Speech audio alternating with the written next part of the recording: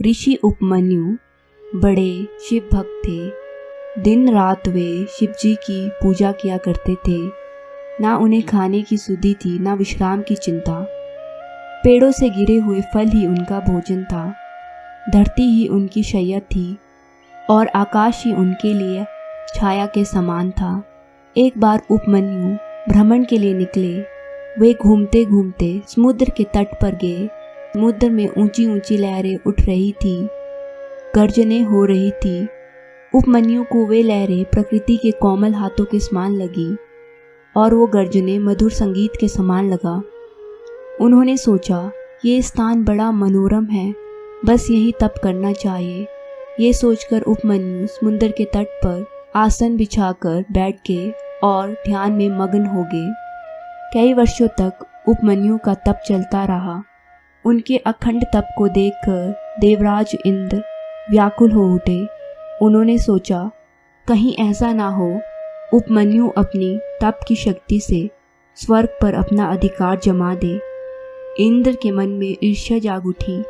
वे उपमन्यु के तप को भंग करने के लिए कुबेर के साथ चल पड़े। दोनों समुद्र तट के कुछ दूरी पर ही थे कि उन्होंने दो और मनुष्य देखे। वे मन ही मन सोचने लगे, ये दोनों कौन हैं और कहाँ जा रहे हैं। तभी देवराज इंद्र के कानों में डमरू की ध्वनि सुनाई पड़ी। उन्होंने डमरू की ध्वनि को सुनकर सोचा, अवश्य ये भगवान शिव की माया है।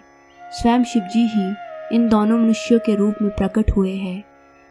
ये उपमन्यु की दृढ़ता की परीक्षा लेना चाहते हैं। छिपकर देखना चाहिए ये क्या करते हैं।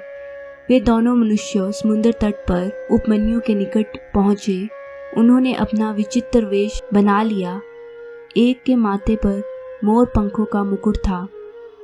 मोर पंखों के मुकुटधारी मनुष्य ने उपमन्यु को अपना परिचय देते हुए कहा, मैं देवराज इंद्र हूँ और मेरे साथ जो है वे कुबेर हैं। मैं आपके तप से प्रसन्न हूँ।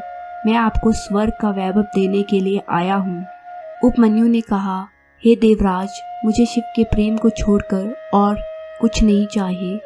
आपने दर्शन देकर मुझे कृतार्थ किया, यही बहुत है। माया के देवराज इंद्र ने उपमन्यु को डिगाने के उद्देश्य से फिर से कहा, हे मुनि, मैं देवराज इंद्र कुबेर के साथ आपको कुछ देने के लिए खड़ा हूँ। आप राज्य, वैभव, महल जो चाहे मांग लीजिए, मैं आपको सब कुछ दे दूंगा। ये कहकर माया के इंद्र ने माया के कुबेर की ओर देखते हुए कहा, कुबेर, महामुनि के लिए इस रेत पे स्वर्ण महल बना दीजिए, ऐसा महल जिसकी बराबरी का तीनों लोक में कोई अन्य महल ना हो। ये कहकर माया के कुबेर ने अपना हाथ ऊपर उठाया। देखते ही देखते समुद्र के तट पर दिव्य स्वर्ण महल बनकर तैयार हो गया। ऐसा महल जो सभी प्रकार के सुखों और वैभव से परिपूर्ण था। माया के इंद्र ने उपमन्यु की ओर देखते हुए कहा, हे मुनि, ये स्वर्ण महल आपके लिए ही है, कृपया महल में निवास कीजिए। उपमन्यु ने कहा, हे देवराज, मैं आपकी कृपा से कृतज्ञ हूँ, पर मुझे शिव जी के प्रेम को छोड़कर कुछ और नहीं चाहिए। मेरे लिए बालों के कण ही कोमल शैया के समान है, धरती ही मेरा बिस्तर है और आकाश ही मेरा घर है। ये सुनकर माया के इंद्र ने क्रोध भरे स्वर में कहा, आप मेरा अपमान कर रहे हैं।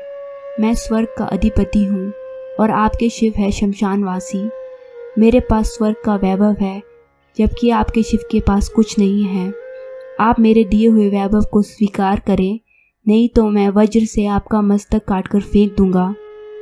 ये कहकर माया के इंद्र ने अपना हाथ ऊपर उठाया और चमचमाता हुआ वज्र उनके हाथ में आ गया, पर उपमन्यु बिल्कुल भी नहीं डरे। उपमन्यु बोले, हे देवराज, मैं सब कुछ सुन सकता हूँ, पर अपने आराध्य देव शिव की निंदा नहीं सुन सकता। आपको अपने वज्र का अभिमान है, तो मुझे भी शिव जी के प्रेम का बल है। मैं अभी प्रेम की शक्ति से आपके वज्र को खंड खंड किए देता हूँ।